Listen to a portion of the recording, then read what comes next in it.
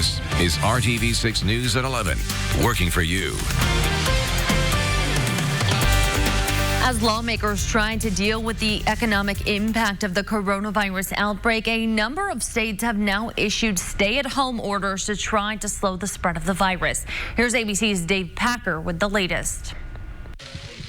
Here they come. President Trump commending everyone for working together during this time of crisis. Governors, mayors, the businesses, charities, and citizens are all working with urgency and speed toward one common goal, which is saving American lives. Negotiations continue on Capitol Hill as lawmakers work on a bipartisan COVID-19 economic relief package. The cost of that package could exceed $1 trillion. The president has expressed his support for what he's calling a possible game changer, chloroquine, a drug that's been used to treat malaria, now being studied as a possible treatment for COVID-19. The nation's top infectious disease expert is taking a wait-and-see approach since the drug is still under clinical trial. But New York's Governor Cuomo says his state will begin conducting trials for the new drug therapy. There is a theory that the drug treatment could be helpful.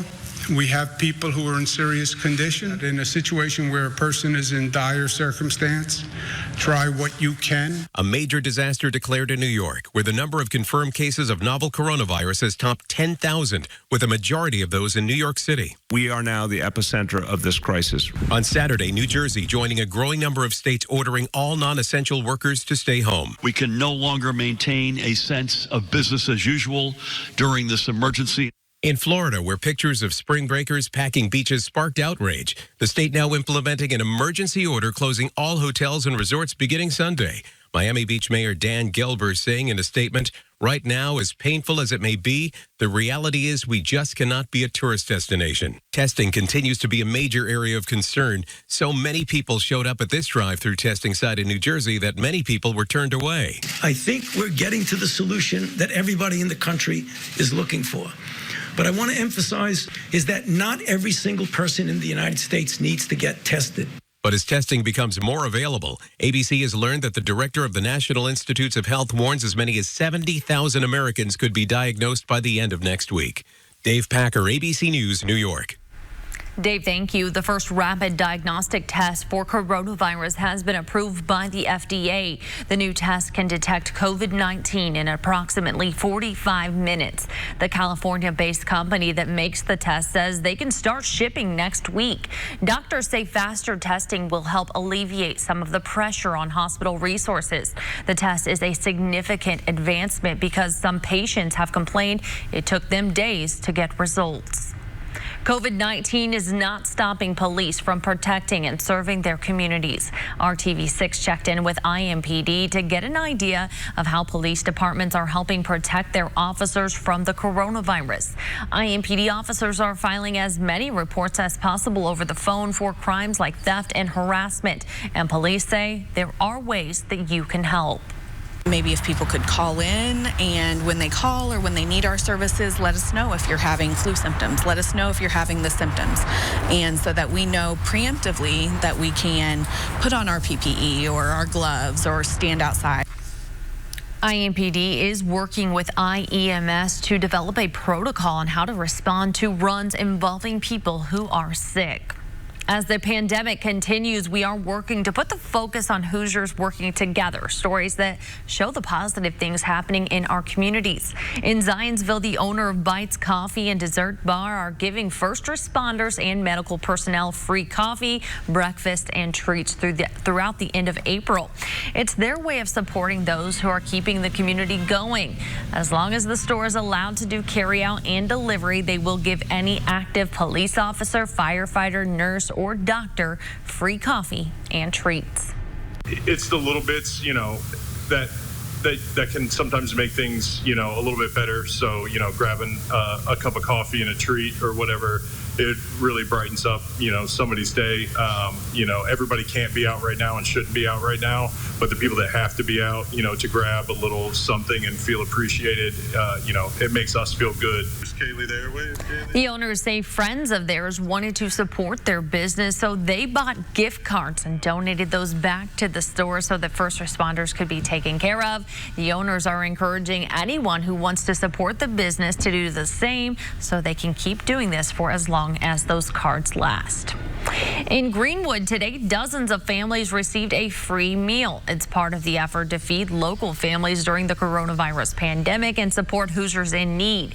Bubba's 33 gave out 33 free meals, one per car, to the first 33 people who lined up outside the restaurant at 3:33.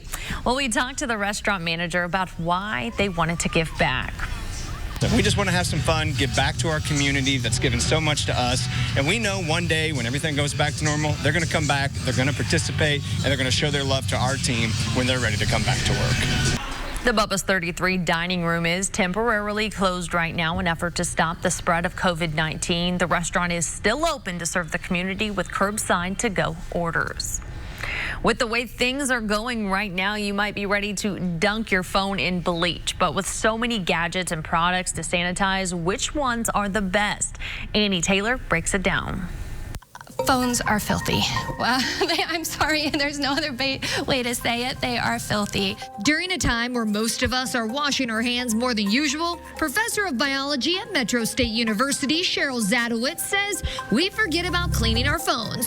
People are taking their phones into the bathroom. They're taking it everywhere. They're setting it down, not thinking about, oh, maybe I should clean these. There are plenty of products on the market claiming to disinfect your phone, ranging in price.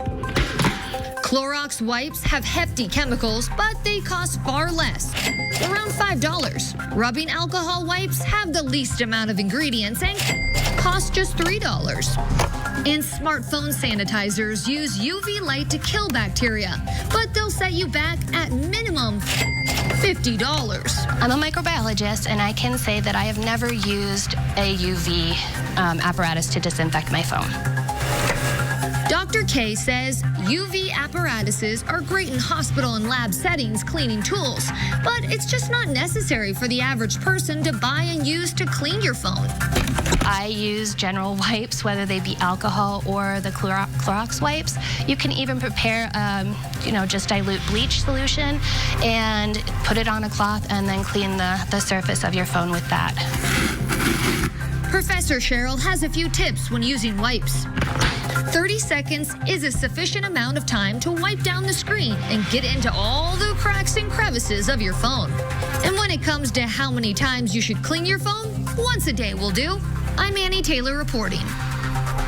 Annie, thank you. Now to your Storm Team 6 forecast. Taking a live look outside on this Saturday night, looking to the west downtown. Storm Team 6's Alyssa Donovan standing by. Alyssa, I know people are probably tired of staying inside, but today was a good day for it. Yeah, it was. You know what? It was chilly outside. It's going to stay chilly overnight. The good news is we do have a little bit of a warming trend as we head through the work week this coming week. Also, we have some rain chances in the forecast. Our soonest one is going to be tomorrow afternoon. So that's when we're going to see some rain coming in. Right now, 33 degrees in Indianapolis. Those winds out of the northeast about 9 miles per hour. So that mixed with some clearing skies that we're seeing is really taking our temperatures down overnight. So we had those cloudy skies to start our day and into most of the afternoon and evening. But now we have some high pressure building in. That's going to help clear out a lot of that cloud coverage. Clear skies overnight mixed with that northeasterly wind and high pressure means those temperatures are going to continue to drop. So while we're in the 30s right now, we're going to drop just into the upper 20s by tomorrow morning. So it is going to be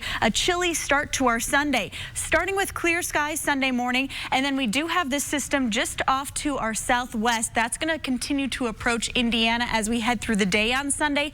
Going to start by building in some cloud coverage, and then we are going to see those showers moving into the area. Could see a mixture of rain and snow, especially over areas to the extreme northern counties. Most of us, though, likely just going to see those rain showers. So here's TrueCast, and here's a look at the timing on that. You can see we'll start with some cloud coverage to the south in the morning, and then we'll continue to build in that cloud coverage by the afternoon. That's also when we're going to start to see those showers into our southwest counties, and then continuing to see that spread widely into the area. Only looking at about 1/10 of an inch of rainfall with this. So while it looks like it could bring us quite a bit, it's going to be very light scattered showers as we head head through our Sunday afternoon, but you can see to the north of us where those cooler temperatures are going to hang on throughout the day. That's where we could see a mixture of rain, snow, maybe some freezing rain as well. But most of the rainfall across Indianapolis is just going to be rain.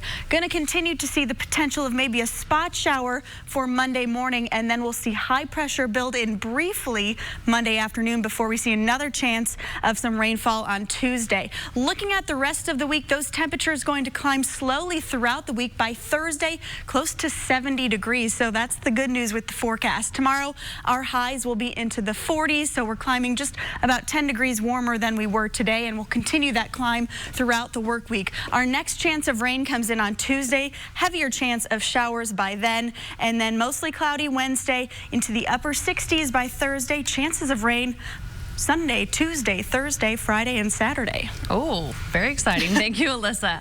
Well, a little creativity counts these days. Enter the unique workout routines from the Mount Vernon football team. Dave First explains next in a Sports Extra Spotlight.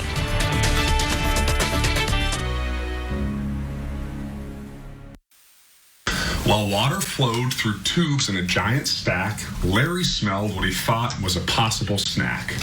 Sure enough, it's story time for former Colts quarterback Andrew Luck and baby daughter Lucy. The proud dad, as part of the Indianapolis Children's Museum's Home Storytime series, spent some time today reading Larry Gets Lost at the Museum to Lucy. It's a special edition of Museum at Home Storytime. That was very cute. Well, it is official. Philip Rivers has now signed with the Colts. The team's Twitter account posted a video of Rivers sending a message out to fans.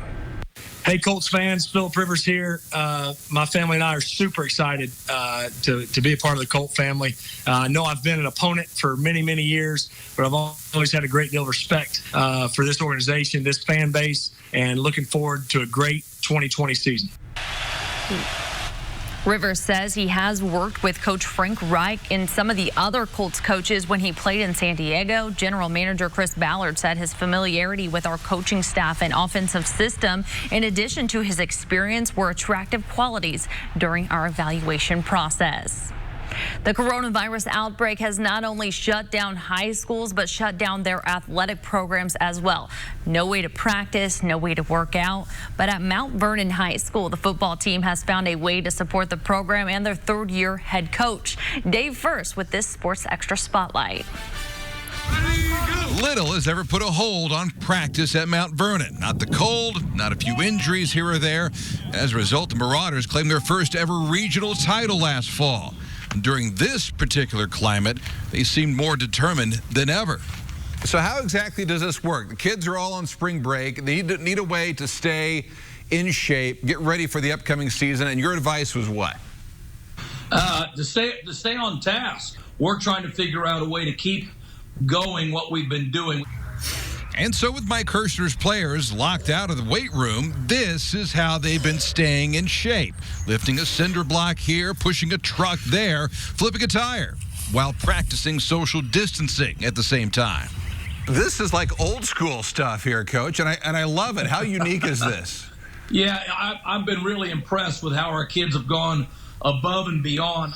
And the kids are set. I love that they're attacking it. I love that they're having fun and being creative with it, and at the same time working for a purpose. The players have sent him videos using treadmills one day, bricks the next. Heck, how about 2 cinder blocks attached to a PVC pipe? The one that really got me going was our punter, Joel. You know, he had the one video of him air squatting the cinder blocks, and then there's another video of him attempting to power clean the front loader that was off of a truck. So he was picking up the front loader and pushing it down. And I'm watching it going, man, this is textbook. Let's get lower. With spring break and a 2-week coronavirus hiatus, Mount Vernon isn't due back in school until April 13th. But whenever they return, it's clear they'll be ready.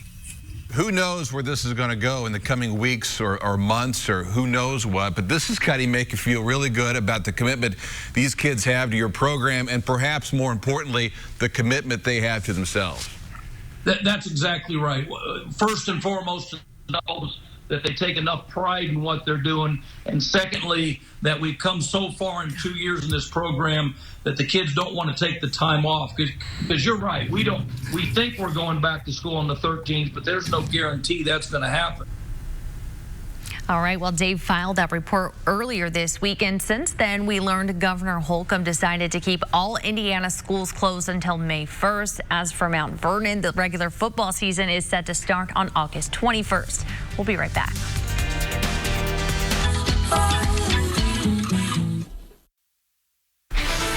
A Los Angeles restaurant is helping people get through the coronavirus outbreak with all the provisions needed for taco night. Gorilla Tacos was told the restaurant needed to close, but the staff came up with a plan to sell its remaining food. Emergency taco kits include 5 pounds of roasted chicken, 5 pounds of carne asada, salsa, tortillas, rice, and beans, and toilet paper.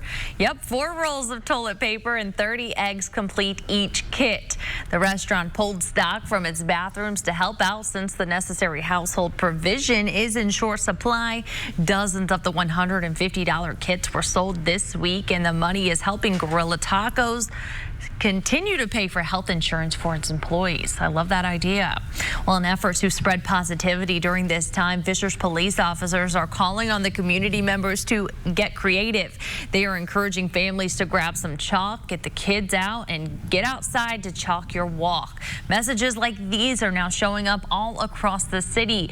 On this driveway, the kids wrote, "Be brave, be kind, and help others." Eddie Robinson says his family has been spending a lot of time together, and he knows his daughters will remember this in the future. He hopes they remember that we came together as a community to help one another. Like the be brave gives people courage. It might be nice for them to brighten their day since they might be scared about what's happening.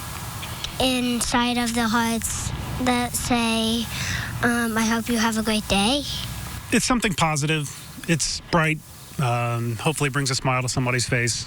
Trying to stay positive about things, knowing that at some point things will get back to normal. Normal may be a little different, but it'll be a new normal that's, something we'll cope with. Well, I love this idea here. And once you decorate your driveway, Fishers Police want you to post a picture to the post dedicated to Chalk Walk on their Facebook page, and then take a walk around your neighborhood to check out your neighbors' uplifting messages.